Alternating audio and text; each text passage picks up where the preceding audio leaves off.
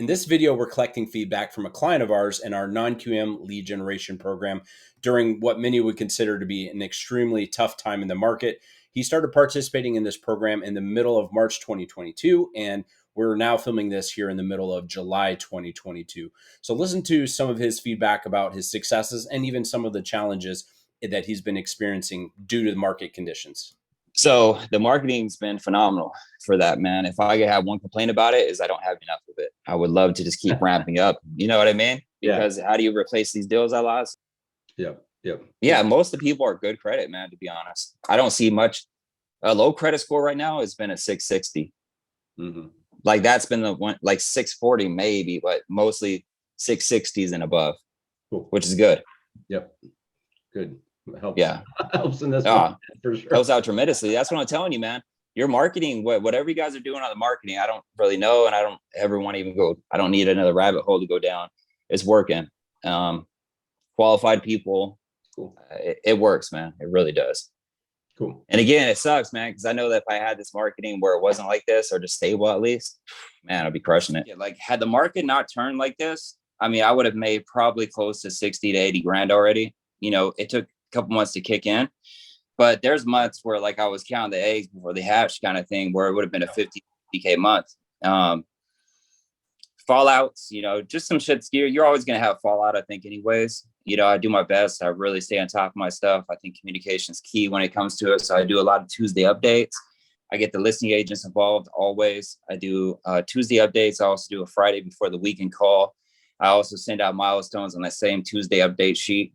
You know, thankfully, I know my stuff a lot better than some of these newer reps. Not to be like boastful or anything. I just think that knowledge is key right now.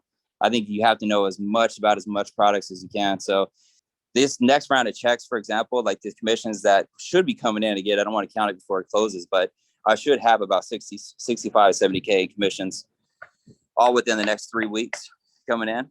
So it's just taking time to accumulate. I think that, again, if we didn't have these hurdles, it would probably be another 30% of that added to it. And I would have had a lot of these deals closed that had fallen out. So, but that's to be expected, man. I think I want to just keep the marketing rolling, because it will calm down eventually. And when it does, I'll have that pipeline of people still to fall back on. What I was saying is I'm not capped on the commission. So even if I do have a smaller one, I kind of like those more, to be honest, because let's say I have a 90 grand deal. A lot of places will not even touch this unless it's 100,000. They're just not going to do it.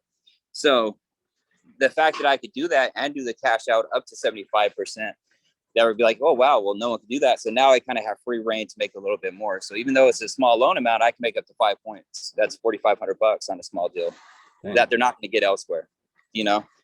So those have been I actually kind of like those more than trying to pop these bigger size deals, you know, especially in Pennsylvania. I noticed for whatever reason, I was getting a lot of marketing that came in Pennsylvania. That's been nice. That's been really nice, to be honest.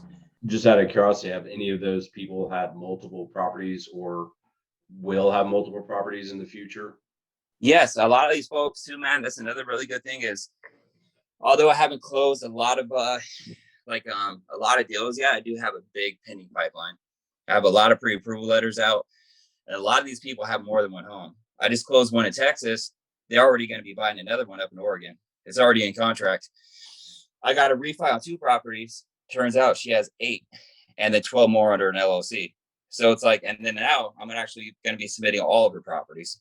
So, or not all of them, 6 of them. So I have 2 disclosures are pending out right now. And then I have the other ones that I'm putting together. So it's a lot of that kind of stuff, man.